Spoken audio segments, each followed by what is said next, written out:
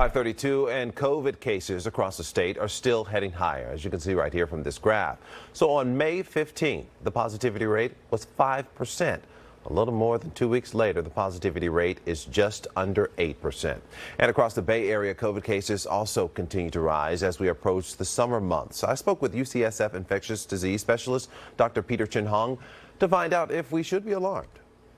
Well, there's good news and bad news about the current surge. I think in the bad news front, it's leading to a lot of disruptions. People are taken out of the workforce. People are taken out to take care of people who are ill. Students have finals now, graduation, so some of those are being disrupted. But on the good news front, hospitals are generally pretty quiet, and that's really a testament to the high rates of vaccination and boosting that is in the Bay Area. Okay, I want to talk to you about this because you just mentioned, graduations and things.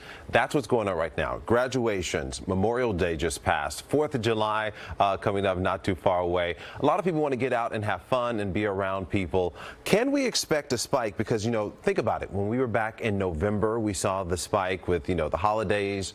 And then the beginning of the year, we saw that spike. Should we expect any spikes like that again? Well, I think that so many people have been infected recently. We will see an increase in cases, but it hopefully won't be an exponential rise.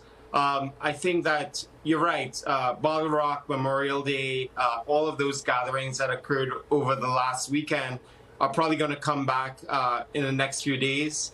We will undoubtedly see an increase in hospitalizations, but nothing compared to January. We don't hear too many people talk about herd immunity now.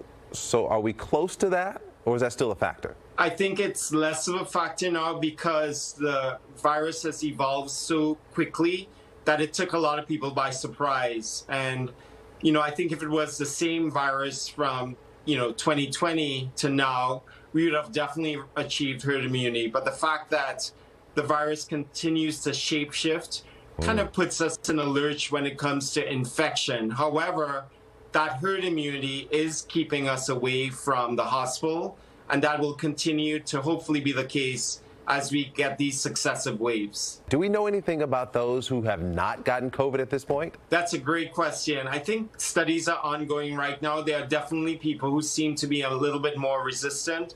For example, we know that men are more likely to be infected than women, but these are really crude metrics, and I think we have to go down deeper at the genetic level. We know that in other disease states, even HIV, there are people who are more resistant. And it's likely that that's going to be the case as well in COVID. We just don't have that information yet. And we can't give advice to people to say, you can be a little bit more risky than somebody else because we just don't know.